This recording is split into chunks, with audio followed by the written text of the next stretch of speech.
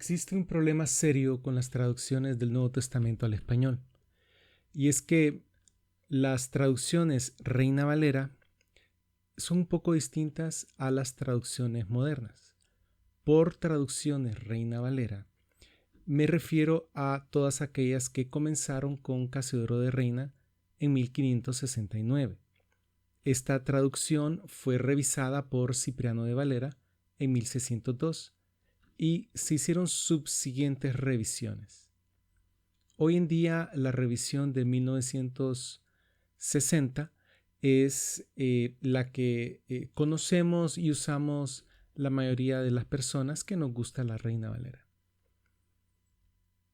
Por traducciones modernas me refiero a todas aquellas publicadas después de 1965.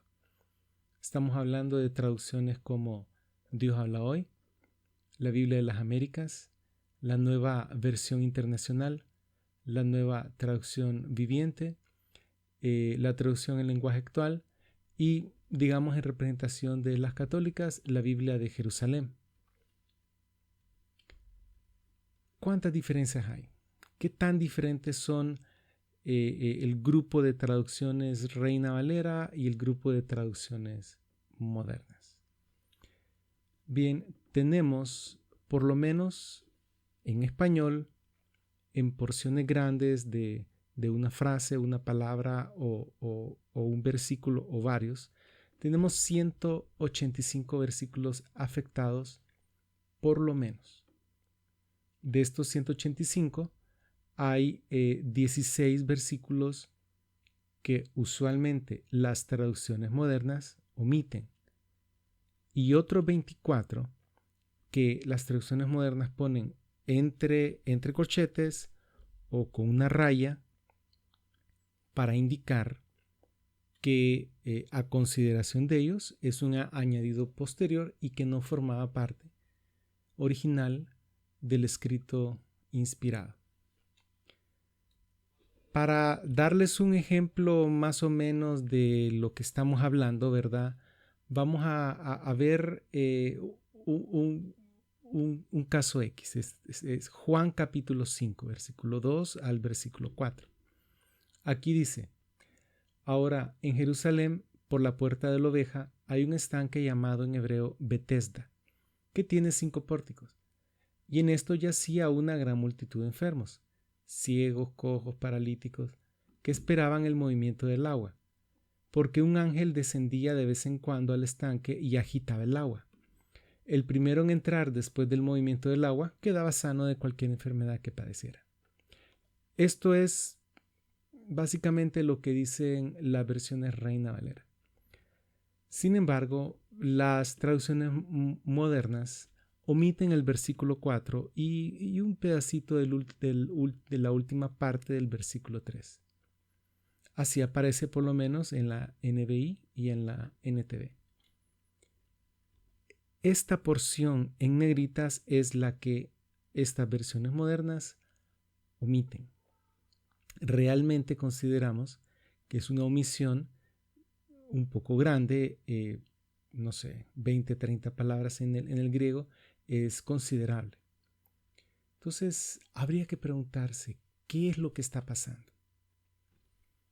Y como este canal está dirigido a personas que estudian las escrituras semana tras semana para tratar de armar una enseñanza para dársela semanal a un grupo de personas, es probable entonces que ustedes ya hayan enfrentado este problema que les estoy planteando y probablemente ya hayan tomado sus decisiones.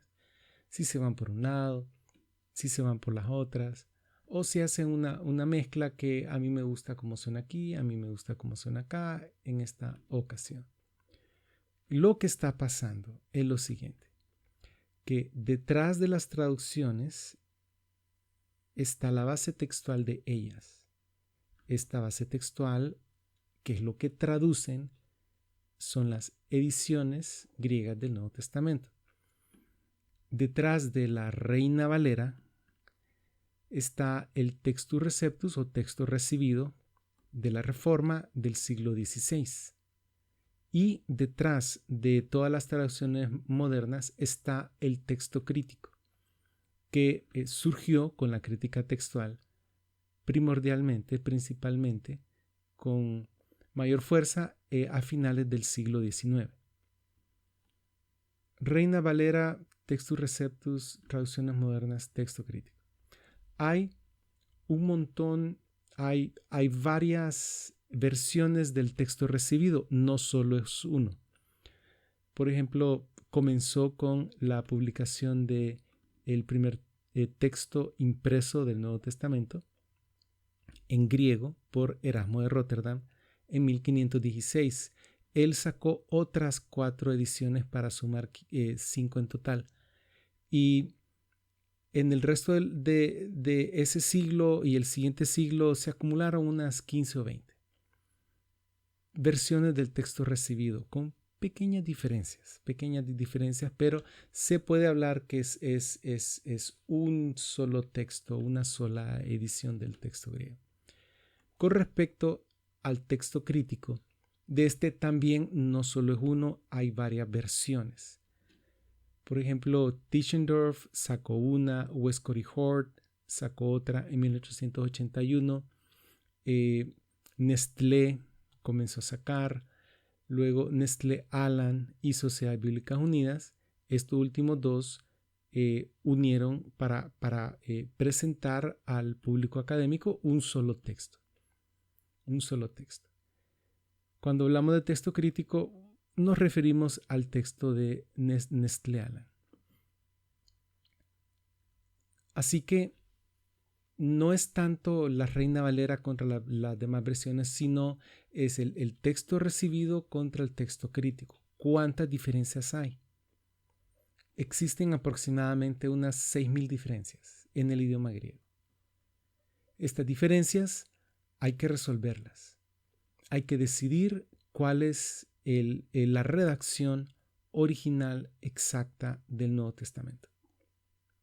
La doctrina se saca del texto. Uno toma el texto, lo analiza, lo interpreta, le hace una exégesis, no una eisegesis. Saca de él el significado, lo interpreta y forma la doctrina, la enseñanza, y eso es lo que uno le enseña a las personas. Entonces todo esto viene del texto. Es importante estar seguros cuál es el texto. Así que vamos a ver, vamos a seguir hablando acerca de esto. El texto recibido está basado en manuscritos bizantinos, que son la mayoría, mientras que el texto crítico está basado en manuscritos alejandrinos que provienen principalmente de Egipto. ¿Qué metodología usó Erasmo o los demás para qué metodología usaron los académicos del siglo XIX y XX para determinar el texto? Son metodologías diferentes. Para comenzar, el texto recibido está basado solo en 6 manuscritos. Hay algunos que dicen 7, otros dicen 8. Para el libro de Apocalipsis, Erasmo solo tuvo un manuscrito, que era lo que él tenía disponible en ese momento. Hoy en día tenemos a nuestra disposición 5.800 manuscritos griegos del Nuevo Testamento. No es posible quedarnos con una edición griega del Nuevo Testamento que está basada solo en media docena. También tenemos más de 200 manuscritos del libro de Apocalipsis. Con respecto al texto crítico, hay un problema serio. El texto crítico considera que la redacción original se perdió y que hay que reconstruirla, pero resulta que esta reconstrucción viene a ser subjetiva. Es decir, con la misma evidencia, distintos críticos textuales llegan a distintos resultados. Entonces, es subjetivo. Esto viene a minar la inspiración, la preservación y la autoridad de las escrituras. De hecho, lo típico es que el crítico textual o sus discípulos defiendan que no hubo preservación. En vez de defender que Dios preservó el texto, defienden que no se preservó y que precisamente por eso hay que recuperarlo. Bueno, y entonces, ¿quién tiene la razón? ¿Habrá algo mejor? ¿Habrá algo más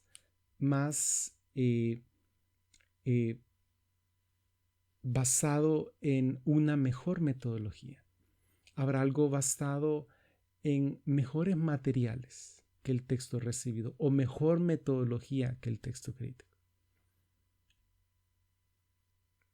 Segunda Timoteo 3:16. Toda escritura es inspirada por Dios. Nosotros creemos que si Dios inspiró la escritura, la preservó. Y si la preservó, la inspiró. Son dos características, dos lados de la misma moneda. Porque ¿para qué va a inspirar Dios un texto que no va a preservar y que no va a estar disponible para el resto de las generaciones? No serviría de mucho. Jesucristo dijo, además, el cielo y la tierra pasarán, pero mis palabras ciertamente no pasarán.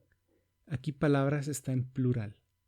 Aquí está hablando de la secuencia de las palabras, o sea, la redacción, no el mensaje o la idea en general.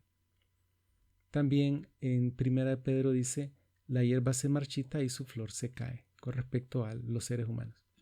Pero la palabra del Señor permanece para siempre. Ya que tenemos entonces la promesa del Señor que sus palabras no pasarán, que es más fácil que pase el cielo y la tierra a que sus palabras pasen, y que la palabra del Señor permanece para siempre y que Dios inspiró su palabra, entonces solo se trataría de identificar a dónde está ese texto. Y de eso se trata la propuesta que les traigo.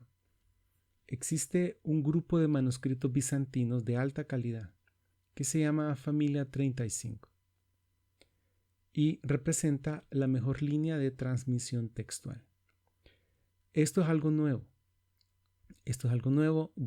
Yo entiendo que para estas alturas ustedes ya han de haber tomado una decisión, como les decía, con respecto a si se apegan al texto recibido o si se apegan a la variedad de traducciones que están basadas en el texto crítico. Y entiendo eso.